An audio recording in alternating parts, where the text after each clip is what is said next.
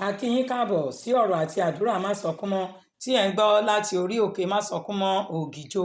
Brother B.A. Ọlọ́runtọ́lá ti ṣetán láti kọ́ wa ní ọ̀rọ̀ náà. Ẹ kú etígbọ̀. Welcome to Másọkúnmọ́ Word and Prayer Message, reaching you from Másọkúnmọ́ Prayer Mountain, Ògìjò. Brother B.A. Ọlọ́runtọ́lá is ready to teach us the word. Happy listening. Táàyè bá wà, ẹ ṣe àmì. Ọ̀rọ̀ ẹnu níyàwó Pọ́tífárì ló fi pa fáìlì Joseph dé níwájú ọkọ ẹ̀. Yes or no? Ìwé Genesis chapter 39 verse 16 to 20. Mo kéde ẹ̀ ẹ̀wù ẹ̀tẹ́ aṣọ àbùkù tí ayé fi ọ̀rọ̀ wọ̀ sí ẹ lọ́rùn. Kí òrùn mẹ́sẹ̀jì yìí tó wọ̀, ẹ̀mí mímọ́ á bọ́ lọ́rùn ẹ. Á wá fi aṣọ iyì rọ́pò lórúkọ Jésù. Amen. Mò ń kà láti ní ìwé òwe orí ìkejìléníogún ẹsẹ̀ ìkọkàndínlọ́gbọ̀n rẹ̀. Ìwọ rí ènìyàn tí ó fi àìṣèmẹ́lẹ́ ṣe iṣẹ́ rẹ̀, òun ó dúró níwájú àwọn ọba, òun kì yóò dúró níwájú àwọn ènìyàn lásán. I'm reading from the book of Proverbs, chapter 22, verse 29, that says, "Sayest thou a man that is diligent in his business, he shall stand before king, he shall not stand before mean men." Ẹsẹ̀ bíbélì tí a kà yìí ni a ti ń ṣẹ́ránṣẹ́ bọ̀, eléyìí tí àkórí ẹ̀ jẹ́ iṣẹ́ tí yóò wọ́ọ̀kì. Séríìsì kẹwàá ní ṣẹ́ránṣẹ́ kan báyìí. From these verses, how we have been teaching ourselves in this class on the theme that says the work does not bring the expected result. This is the instead of it. Case study wa ní sáà yìí òun ni Dáfídì nígbà tí a ó ti ara ẹ̀kọ́ láti ní ìwé Króníkà kínní orí ìkejìlá ẹsẹ̀ ìkọkànléníogún sí ẹsẹ̀ ìkejìléníogún ẹ̀. Now, from this, our case study here is David. And I'm going to learn from it from 1 Chronicles chapter 12. From chapter 12, from verse 21 to 22. Nǹkan kẹjọ lẹni tí a ò kọ́ tí kọ́ ni ẹni tá ò dá tó dá ni àmọ́ kò sẹ́nikẹ́ni ò mọ̀. He that sent me, Ọlọ́run Másọkúnmọ́, Ọlọ́run 17:19 ló rán mi láti mú wá sí kíláàsì ọ̀rọ̀ àti àdúrà Másọkúnmọ́ ní sáà yìí tí ò ní jẹ́ kí iṣẹ́ ó ṣe, kí iṣẹ́ ó work, kí iṣẹ́ ó nítumọ̀, kí lò náà nígbà tí ó bá jẹ́ àwọn èèyàn ṣá ẹ underline àwọn èèyàn lásán ẹ underline àwọn èèyàn tí ò wúlò ló yí ayé àti iṣẹ́ ẹni ká. Another thing, which is the 8th thing, that the Lord that has sent me to you for this matter concerning what can make your work not to bring the expected result, is that when it is ordinary people, it is just few people, ordinary people that surrounded your work, it will not bring the expected result. Ìwé aláwo yìí lọ pé béèyàn ò lẹ́wù tí ò láṣọ lára tó bá ti lẹ́ni lára bùṣẹ́bùṣe. English ṣàbí sọ pé what makes man great are the people around him. Bible jẹ́ kí n mọ̀ case study wa 1 Chronicles chapter 12 verse 21 pé akọni ènìyàn ni àwọn tó yí Dáfídì ọba ká abalajọ ó di ẹgbẹ́ ogun ńlá ó di ogun ńlá Ọlọ́run kò ṣe ní ogun ńlá Ọlọ́run àwọn èèyàn tó yí ká mátà. Now, in this verse, in our case study, he had made us to realize and know that of a truth, that those people that surrounded you matters. Because the Englishman now said that those people that are backing you, they are very, very important.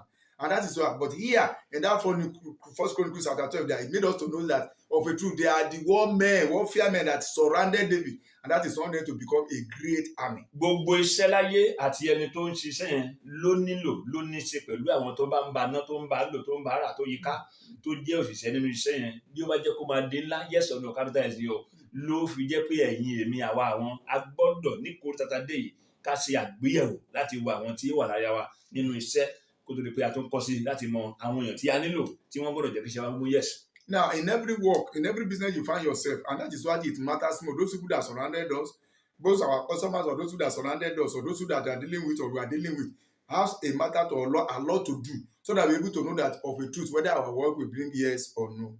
Àwọn kan wà tó jẹ́ pé blessers ni wọ́n ó lè pàdé wọn iṣẹ́ ò lè pàdé wọn kí ó tún wọ̀ bákan náà láéláé ayé wa iṣẹ́ wa nílò àwọn èèyàn bíi eléyìí tó máa add the value sí ayé ènìyàn àwọn ò ní wàhálà lọ́wọ́ nínú oríṣi mẹ́fà ènìyàn tí mo fẹ́ sọ ní sáàyè tí a lè pàdé tí ó ṣeé ṣe láyé tó yẹ pé kò sọ́gbọ́n ẹ̀ a lè pàdé wọn ní ìfẹ́ sọ pé a pàdé wọn torí pé àwọn apani bẹ́ẹ̀ kò lè dá láti pàdé apani múlẹ̀ pé mo pàdé kílàrí Ọlọ́run ló gbà mí lọ́wọ́ wọn àwọn orí mẹ́fà yìí àwọn kan ń bẹ ní blessers tí a nílò.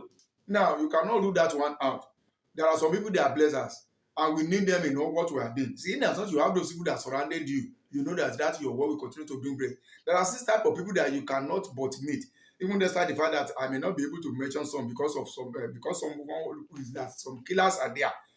To God be the glory. I've been those people that have met some killers, but God has delivered me from them. So, but that's some people that you cannot but meet.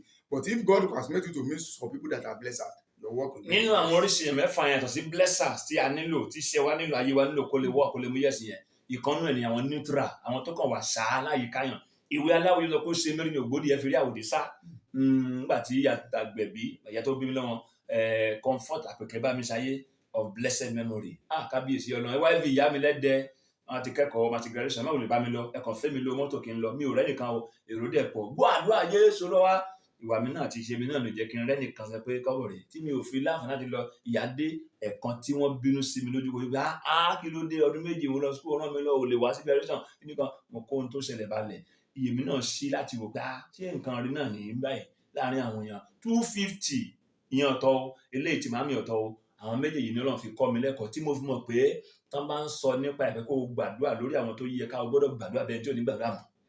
Now, know this for sure.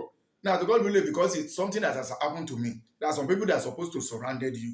Now, it's happened to me personally, just like our father has said that there is something to our own mother that is graduating at seminary at that time. And as at that time, he was doing the graduation. And he said, okay, if you don't want to follow me, just give me the transport money.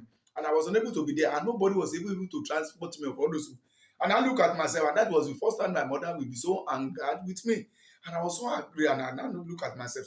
So is this how it is that there's nobody that can even bless me with that kind of money? So as I'm so wicked, so it matters most those that surround me. Long story ti ẹ nìyẹn ó níbi tó parí sí àti ìyá kábíyèsí Ọlọ́run nìyẹn kan ìkejì ọjọ́ kan lọ sí fíìdì ó ti ṣe díẹ̀ 250 naira ni mo gbà ẹ̀yà máa gba owó lọ́wọ́ yàrá yìí mo gbà bí ẹgbẹ́ ọ̀fìn fọlọ́run yàrá ti lé yìí 250 naira wọ́n fi ra bẹ́ẹ̀ títí fáwọn ọmọ ńgbà náà lọ level ọlọ́mọdé level yẹn wọ́n láyé àṣẹwáṣẹmọ̀ lóru ọjọ́ yẹn sí Sunday tí máa wọ́n wájú Ọlọ́run tí mi ò ní sùn torí pé morning cry ìdájí kúrò àmọ́ mo gbóhùn tó pè mí kó Nàìjíríà mi ká fúnra ẹ o ti bẹ̀ sí ìgbà o ti bẹ̀ sí bọ́ra ẹ mi ò lè bọ́ ẹ mi ò lè ṣe báyìí mọ́ ni o mo di ajé gbèsè 250 ó sọ fún mi Ọlọ́run ó ní kí n máa san 250 lọ ní gbogbo program yẹn àkànṣe program oṣooṣù nílẹ̀ kan la máa ń ṣe Ọlọ́run fàánú ṣe 6 to 8 ní nígbà tí mo san gbèsè láyé kan mo pé báwo mo fẹ́ bọ́ Ọlọ́run nínú gbèsè 250 tí máa fi kó láyé pé ìwọ́gilé program yẹn àwọn tó yí mi káńgbà náà neutral ni wọ́n ó jẹ́ pẹ̀lú tí mo fi lérò pé ó sàkó lógìjọ ẹni o tí ì bá ṣe pé òun fúnra ẹ̀ tó dábú mi pé tó bá ti kú òun bí o ti miss location yẹn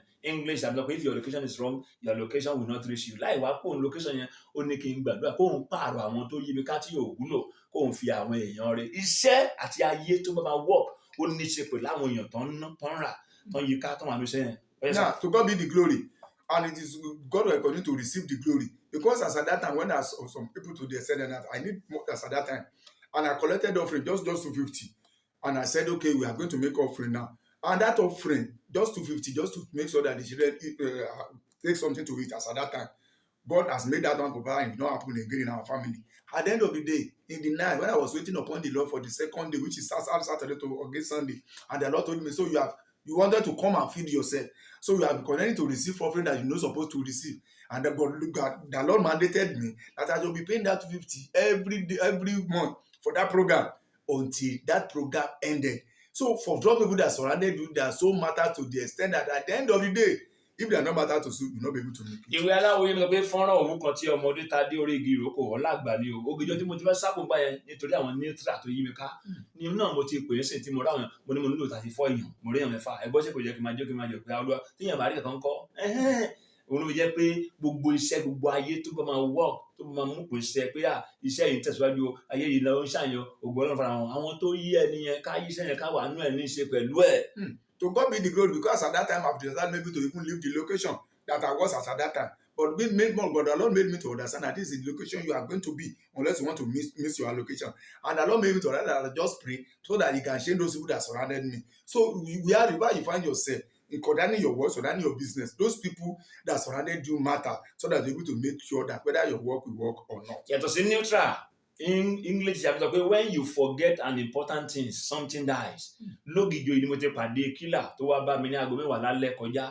Ó wọ sọ àdúrà sọ́run amúnibú ni kábíyèsí Ọlọ́run máa pa ẹ́ ní ọjọ́ náà àwọn èèyàn jáde láago 11 lóru kí ló fẹ́ pa mí lórí tẹ́nìkan ṣàlẹ́ǹjẹ̀ pé ká ló níbọn lọ́jọ́ ẹni láti yìn mí bọ̀ gbọ́n kí ló dé wàtá ń bí lórí ó ní mo wàásù majority and minority ministers of God conference ìgbà kan nìyẹn o tó jẹ́ pé ìyẹn ló di ogun àjọ gbé wàásù láti gbogbo náà o morning cry ló ti gbọ́ o Ọlọ́run lẹ́yìn ẹ̀ tó lọ lé tán disgrace ẹ̀ lọlé ó lò máa wéṣì mi ó sọ wọ́n sọ kábíyèsí Ọlọ́run láàrin àjò láti ìlérò tí mo ti ń bọ̀ wá Sàsógìjò nílé kò sí ń bí ni mo tó níjàmbá ọkọ̀ Ọlọ́run gbà mí kò fún lágbára lórí ayé mi nígbà tó padà rí mi bàbá mi o bàbá mi o Ọlọ́run jẹ́ kí n mọ̀ pé nígbà tí yóò rí ẹ pa olóbi jẹ́ pé ní iṣẹ́ àti ayé tó máa wọ́ọ̀kì àwọn kan wà tó ò nílò o gbọ́dọ̀ gbàdúrà àwọn kan wà tẹ́ pé a nílò tán àti sìkan dé ó yá.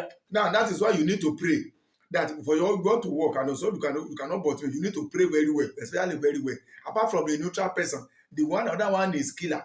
I've been in this place that a killer has come to me and he said he's going to kill me, and he was he was shouting it around after 10 to 11 as at that time. And to God be the glory. Some point somebody asked him, what is the problem? Why did you want to kill this man? He said, because I ministered and I preached for my majority ministers and minority ministers of God. Just because of that message, that is why he wanted to kill me. And after he was disgraced out, he even still threatened that he make sure that he's going to waste me. But to God be the glory, I was coming from Ilero. It was just at Alikosi that I had an accident. And God did not allow him to have power even over me.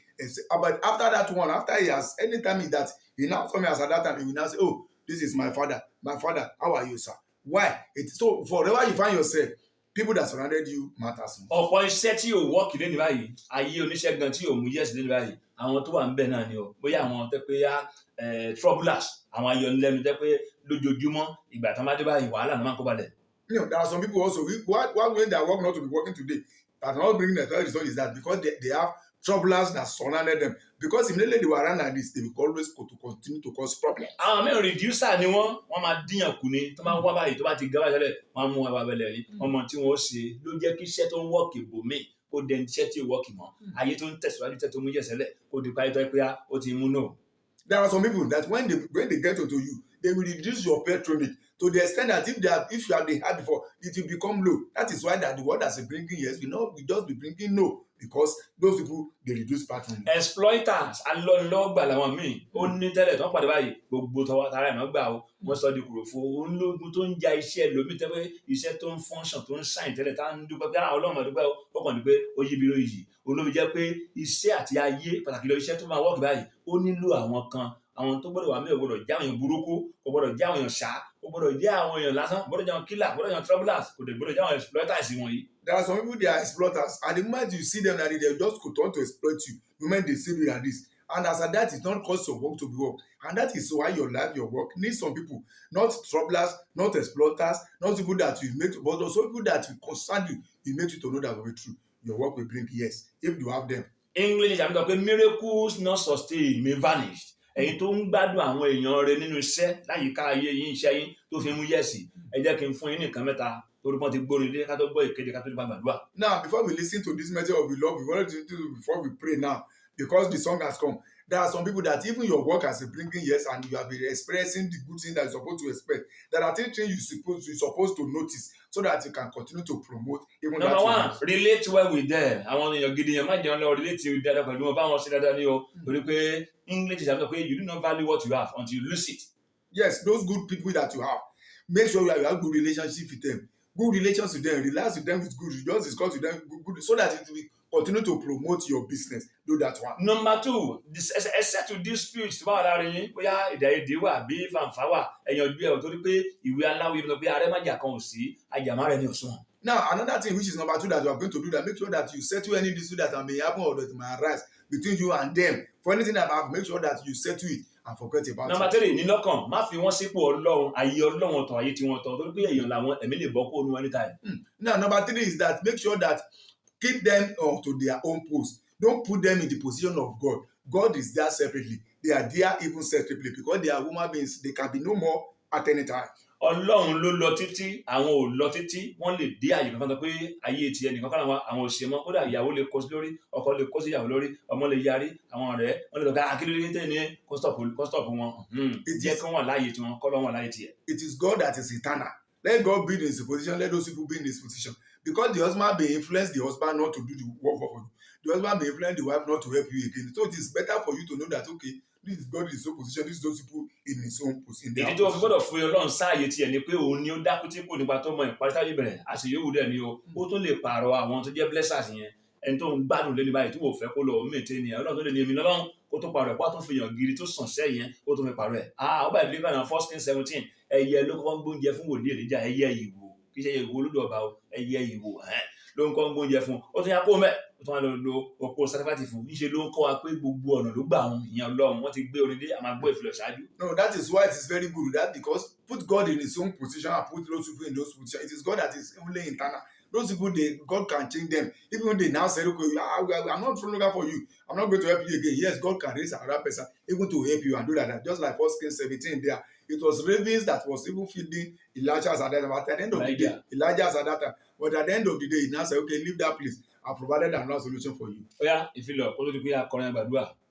Ẹ tẹ́tí sí ìkéde pàtàkì yìí Christ Matthias Bible College and Seminary pé gbogbo ẹ̀yin ní ìpè Ọlọ́run tó fẹ́ yege nínú iṣẹ́ tí Ọlọ́run pè yín sí lójú Ọlọ́run àti lọ́dọ̀ ènìyàn àti ẹ̀yin tó fẹ́ ní ìmọ̀ ọ̀rọ̀ Ọlọ́run sí i fún ìgbé ayé tó wu Ọlọ́run fún ara yín àti fún ẹbí yín láti máa bọ̀ wá gba fọ́ọ̀mù ìgbaniwọlé fún sáà ìgbẹ̀kọ́ tuntun full time class wà part time class wà distance learning wà àti Nicodemus class èdè òyìnbó àti èdè Yorùbá la fi ń kọ́ni 2,000 naira lówó fọ́ọ̀mù ìgbaniwọlé Christ Matthias Bible College and Seminary main campus wà ní number 10B Masokumo Street Mainland Estate phase 2 Ògìjò ìpínlẹ̀ Ògùn a ní study center káàkiri fún àlàyé lẹ́kùnrẹ́rẹ́ ẹ pè registrar báyìí Pastor Akínsọ́lá 08028252102 08028252102 tàbí rector sí 08032746913 08032746913 July 7th 1997 láti bẹ̀rẹ̀ build the workers build the church. Mú mi mẹ́ni tó yẹ kí n mọ̀, mú mi mẹ́ni tó yẹ kí n mọ̀, mú mi mẹ́ni tó yẹ kí n mọ̀, kí n má bàa mọ̀ bí mo ṣe mọ̀. Ọlọ́run, mú mi mẹ́ni tó yẹ kí n mọ̀, mú mi mẹ́ni tó yẹ kí n mọ̀, mú mi mẹ́ni tó yẹ kí n mọ̀, kí n má bàa mọ̀ bí mo ṣe mọ̀. Mú mi lọ bí tó yẹ kí n lọ, mú mi mẹ́ni tó yẹ kí n mọ̀, mú mi mẹ́ni tó yẹ kí n mọ̀, kí n má bàa mọ̀ bí mo ṣe wáyé o. Mú mi mẹ́ni tó yẹ kí n mọ̀, mú mi mẹ́ni tó yẹ kí n mọ̀, mú mi mẹ́ni tó yẹ kí n mọ̀, kí n má bàa mọ̀ bí mo ṣe mọ̀. Táàyè máa wá ẹ pariwo orúkọ Jésù. Let's call the name of Jesus Christ. Nígbà tí n bá fẹ́ ṣiṣẹ́ gbé. Nígbà tí bá fẹ́ ṣiṣẹ́ gbé, tí bá fẹ́ kúrò ní location mi, Olúwa dábùú mi Olúwa dábùú mi Olúwa nígbà tí bá fẹ́ gbé ìgbésẹ̀ láti ní ìṣàyè mi, láti ní location mi, Ọlọ́run mi dábùú mi, ọba àwọn ọba dábùú mi Olúwa dábùú mi Olúwa dábùú mi Ọlọ́run. Amen. Àwọn èèyàn sáà tí wọ́n yí ayé mi sẹ́yìn ká àkókò tó ni wọ́n ṣe Olúwa pàrọ̀ wọn Olúwa àwọn èèyàn sáà àwọn èèyàn lásán nínú ìpínlẹ̀ láyé mi olùwíká Olúwa ayérayé àkókò tó Olúwa pàrọ̀ wọn Olúwa láti ìsinsìnyí lọ Olúwa pàrọ̀ wọn. Amen. Ẹni tó máa lò fún èmi náà láti dín ńlá ẹni tó máa lò fún iṣẹ́ mi láti dín ńlá Olúwa látàkókò yìí lọ Olúwa fi wọ́n sí ayé mi fi wọ́n yí iṣẹ́ mi ká fi wọ́n yí ká fi wọ́n ní sàánú wọn Olúwa ọmọdé àgbà ọkùnrin obìnrin bẹ́ẹ̀ ẹni tó máa lò fún ìgbà tíṣẹ́ ìránṣẹ́ tó fún mi bàbá láyé mi fi máa mú yẹ̀sì Olúwa fi wọ́n yáyé mi ká fi ní sàánú wọn Olúwa bẹ́ẹ̀ Olúwa kọ̀nẹ́tì èmi àti ẹni náà lẹ́sà kọ̀nẹ́tì Olúwa àtẹ̀mí àti ẹ̀ Olúwa fún èmi àti lẹ́sàsìkò Olúwa tó wá pọ̀ Olúwa àwọn tó máa ń bá mi sí ayé mi síṣẹ́ mi Olúwa tó wá pọ̀ àwọn tí ò ní dàbí láàbò àwọn tí wọ́n á san owó tó ná wọn lórí ayé mi àbájẹ́tò rẹ̀ fáyé mi ò fi ṣẹ́ àwọn ẹ̀dá Olúwa tó wá pọ̀ Olúwa tó wá pọ̀ Olúwa tó wá pọ̀ Olúwa àwọn adé sínú ẹni dùn àwọn tó máa dé tí ayọ̀ máa gbọ́kàn yẹn Olúwa àwọn tí ò ní dáyọ̀ láàmú Olúwa ayérayé àwọn tó máa bá ìdí mi pàdé Olúwa sọ èmi àti wọn fún Olúwa tó wá pọ̀ Olúwa. Amen. Títí òun ayé mi fi máa wọ̀. Títí òun ayé mi fi máa wọ̀ Olúwa má fún àwọn kílàsì ní agbára lórí ayé mi lórúkọ Jésù lórí ọkọ mi lórí àwọn ọmọ mi ọmọ ayé ọmọ àwọn kílàsì Olúwa má fún alágbára lórí ayé mi lórí ọmọ mi Olúwa àwọn tó jẹ́ pé mi kì í ṣàṣì wọn má fún alágbára lórí ayé mi lórí ọkọ mi lórí àwọn ọmọ mi títí òun ayé mi fi máa wọ̀. Ọlọ́run ẹ̀mí mímọ́ o, àwọn ọlọ́run lọ́wọ́ gbà. Ọlọ́run lọ́ fún lágbára lórí ayé mi, lórí àwọn ọmọ mi, lórí ọkọ mi, lórí ọmọ ọmọ ayé ọmọ àwọn sísà, tọ́tọ̀ wà lásán, mọ́ fún lágbára lórí mi, lórí ọkọ mi, lórí àwọn ọmọ mi, lórí iṣẹ́ àwọn ọmọ ayé mi. Afárá èèyàn gidi tó ti já. Afárá èèyàn gidi tó ti já, tó ti dàwó. Ó yẹ kó rí bó ti rí fún mi. Ó yẹ kó rí bó ti rí fún mi, bàbá. Olúwa tún gbé dìde, afárá olóore mi sórí ẹ̀. tún gbé Afárá dìde. lẹ́sà. Olúwa tún Afárá àwọn so, tó máa dìbò. afárá àwọn lẹ́sà, àwọn tó máa advance ní ẹgbẹ́ iṣẹ́ mi. Ọlọ́run máa fárá ní àjọ tó ti fọ́, tó ti ṣẹ́, tó ti dàwó. Olúwa tún kọ́, Olúwa tún gbéró lọ́wọ́lọ́wọ́ báyìí. Olúwa. Amen. Ìrànlọ́wọ́ ojoojúmọ́ bíi ti Dáfídì dà. Ìrànlọ́wọ́ ojoojúmọ́ bíi ti Dáfídì dà. Financially material. Financially material. Olúwa. Darí ẹ̀sìn sọ́dọ̀ mi. Darí ẹ̀sìn sọ́dọ̀ mi. Bíi ti Dáfídì. Ìrànlọ́wọ́ ojoojúmọ́ bíi ti Dáfídì. Títí tó fi lẹ̀ sógun ńlá, tó fi lè yàn ńlá. Olúwa. Bóyá àdàtẹ̀mí náà sí Olúwa. Àbúrò náà lọ́wọ́ Jésù. Oyún náà fún 6-11. Má jẹ́ kó lọ lára mi. Má jẹ́ kó lọ lára mi o. Ohun tí mo ṣe tí mo fi wù ọ́ Olúwa. Má jẹ́ kó lọ lára mi o. Ẹ̀bẹ̀ mo bẹ̀. Ògùn ẹ̀mí tàbí fún Bálámù. Bálámù gbé ta fẹ́ràn kó. Ògùn ẹ̀mí tàbí fún Júdásì o. Júdásì fèsì ẹ̀ pokùnso. Ògùn ẹ̀mí tàbí fún Géhásì o. Géhásì fèfẹ̀ tẹ́ mọ́ra.